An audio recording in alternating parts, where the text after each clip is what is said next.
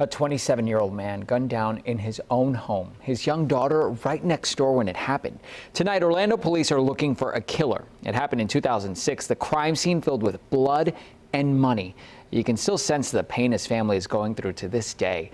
Almost 16 years later, they still don't know who killed their son. Police believe it was not a random attack, but rather a deliberate hit inside the young man's house. On a hot summer afternoon, Brian Molina got a call that jolted her right out of her office. The phone call, it was from my daughter. She told me basically, she says, "Mom, you need to get here right away."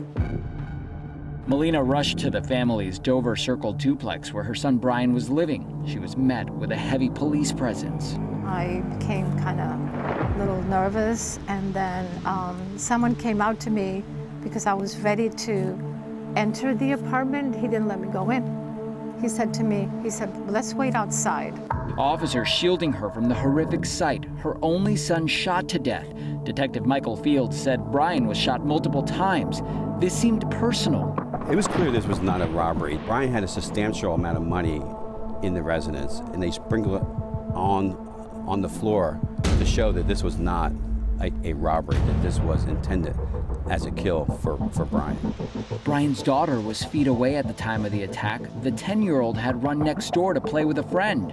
Minutes later, a few men came into the house and shot and killed Brian. Detective Fields believes their faces were covered and they may have used gloves. There were no fingerprints, no DNA. The neighbors heard the gunshots and they went out there to go check on him and saw a number of people running from the house and getting into a white car. Police say Molina had a criminal record. He was convicted of burglary, assault, and home invasion, having served 6 years in prison. It definitely could have played a role. Was it a retaliation for something that he did? Or was it connected to something that he was involved in now? I don't think we have all the information.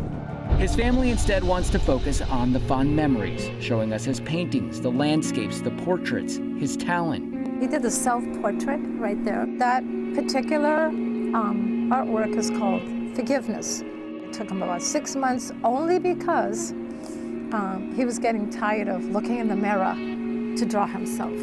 But the other portraits, I believe, he said it'd take him less than an hour to do those. Brian was a born-again Christian. He had 2 children, 3 sisters, and countless dreams. There are things he wanted to accomplish. He was about to take the test for being a brokerage. He got his certificate for personal training. He was already an artist. Now a family left with just memories. Maria still remembers the last conversation she had with her son. He hadn't shaved. He had that little rough look. And I literally kind of went like, in other words, you need to shave, you know? And so the next day, he came by and he looked at me and I went, that's much better. Crime Line is offering a reward of up to $5,000 for information that leads to an arrest.